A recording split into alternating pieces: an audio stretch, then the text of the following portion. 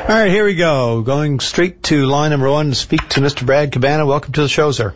Hi, Pete. Good afternoon. Good afternoon to you. Now, we sort of met briefly at the lecture the other night, the Dr. Bernander lecture down at the Ellisview Hall.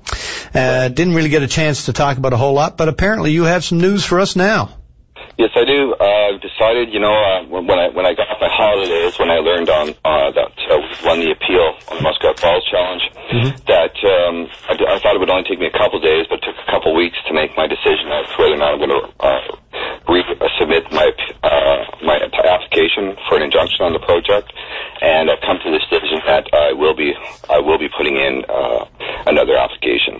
Back into the fray. Back into the fray, and it was a lot of work. Like, that first part dragged on for 2 years, and probably around $50,000 worth of expenses. So, it was a big, big commitment, and I didn't enter into it again now easily. So, but it came to the conclusion that it's got to be done. Somebody has to do it, and nobody's doing it. So, I don't know if you're aware of this, but last week the new Natsiavut from Labrador. We're in federal court in St. John's on a 2-day application. They filed against the permit for the building of the actual dam, and they're arguing that permit should be revoked because they weren't consulted enough on the methyl mercury poisoning. Right. And they've actually entered into a study with Harvard University. They've hired 18 researchers from Harvard to go throughout the Inuit community there, and take voluntary hair samples and stuff to determine the extent of the mercury poisoning of the Inuit people from the Upper Churchill. And so, of course, they're obviously worried about adding the Lower Churchill to that. So, there's a lot of things going on with the project that, neither Nalcor nor the government is speaking about. And,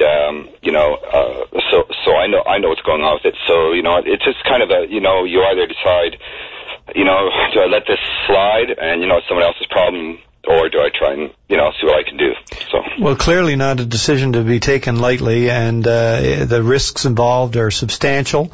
You're all too well aware of that, given the first go-around here. You did win your appeal. It came down on your side in the end, so that your expenses were covered the first time. But now there's no guarantee going forward, obviously, how this is all going to turn out. And here's the question, I suppose. Clearly on principle, you may feel that it's necessary and that if no one else is going to do it, you will. But at this point, given the progress on the project, do you really see it as necessary or wise, given that, so much work has been done, so much money has been spent, and clearly by the time your challenge has been finalized, they're going to be pretty close to being done, I would think. Well, I wouldn't say that necessarily, Pete, because I think probably I'm anticipating on getting the paperwork in within the next 7 to 10 days. It'll probably be in the early part of the new year, maybe January, before it can be heard. And, I'm probably can anticipate a decision within 30 days, so maybe a February, March time. So, it won't be that long to get a decision on it. I understand what you're saying about the wisdom of it. However, if you think about it this way, sure, there's been millions or billions of dollars spent on it already. The exact figure, I'm not sure what it is. I don't think it's been made public yet, but it's in the billions. But I equate that to a person going in gambling with their monthly check, and they've lost, say, $400 already. Well, do they put the other $600 in and gamble that they might get their money back, or do they walk away? And take that loss. And, when I look at what's going on with the new Natsiavut, and when I also look equally as importantly at what's going on with Hydro-Quebec's lawsuit against us, which will be ready to be heard this coming August 2015, there are significant challenges coming to us that, we seem to just be sleepwalking into. Why, I'm not sure.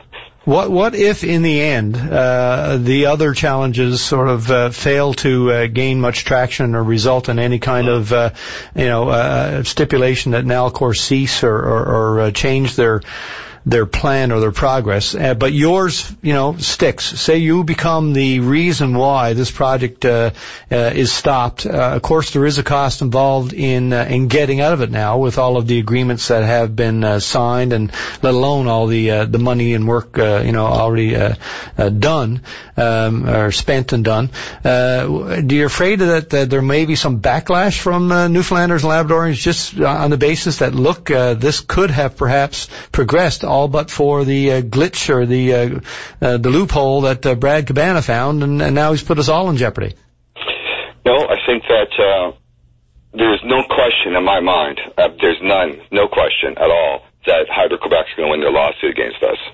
There's none. We have violated the terms of the power contract blatantly, and they're going to win that lawsuit. So, whether or not a judge will permit an injunction in interim or not, that'll be wait to be seen.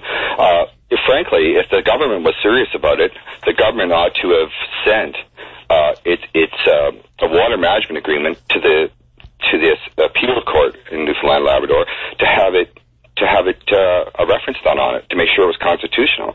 They actually refused to do that.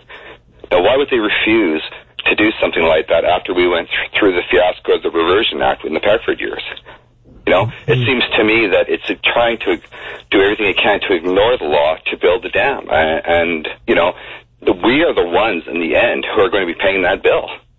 I mean, Danny Williams and the rest of the crowd aren't going to be, he's not putting his money up to cover it. It's going to be us that's going to be paying that bill. Aside from all the hours that you're still going to have to, on top of what you've already done, you're going to have to invest in this. What do you think the cost could be, and is there a way to recover that at the end of this process? Should it go all the way through? Well, I don't, a lot of it, like you say, is in the hours you do, right? Mm-hmm. At this point in time, the cost, I suppose, will be manageable, within a couple $1,000 for the different sort of the paperwork and that sort of thing, right? So it's not as bad as it was the first time around. Mm-hmm. However, I'm not really concerned about that. I guess if I was concerned about that, I wouldn't be resubmitting it. I'm resubmitting it because I'm really concerned that we are going to be really let down in a major, big way that people aren't taking seriously enough. And once it's done, it's too late. Once it's done, it is too late. Brad, where are all the other people? Where are all the other people who, in your estimation, know better and, like you, see problems down the road, and yet you seem to be pretty much, they're not the only voice, but one of the very few? I can't, that's a good question, Pete. I don't know why, like the 2041 group, they've got lawyers. They've seen the problem as well. They know the legal problem with Hydro-Quebec. They know what we're going to run into there. Why they're not doing anything about it, I don't know. Maybe they think they can't. But, one thing is for certain, that if you don't try, you absolutely will never succeed. And I believe in development, by the way, Pete. I believe in development. I believe in, as long as it's environmentally good, which is, in this case, is questionable, but as long as it's environmentally good and makes sense, I'm all for it. But if we're going to get hammered by Hydro-Quebec, which I'm positive we are going to, then we're setting ourselves for abstract failure. And, if they're awarded costs on the amount of power that we've been taking from that facility, like according to them, they have been already, we could be looking at billions of dollars in costs. And through the water, not to get too technical, but through the shareholders agreement that we made with Hydro-Quebec over CFLCO, I mean, they can veto us putting money in to cover those costs and effectively bankrupt CFLCO. All right. Well, it gets stranger and stranger and stranger. But what I'm trying to do is say, look, folks, open your eyes to what's going on and understand what's coming down the pike, and don't sleepwalk into this. Well, of course, the problem is that it takes an awful lot of time and investment to fully understand what's going on. You've done it. Few have, and few have any interest in doing so. But it's a huge thing. It's going to affect us for a long time to come, regardless of which way it goes.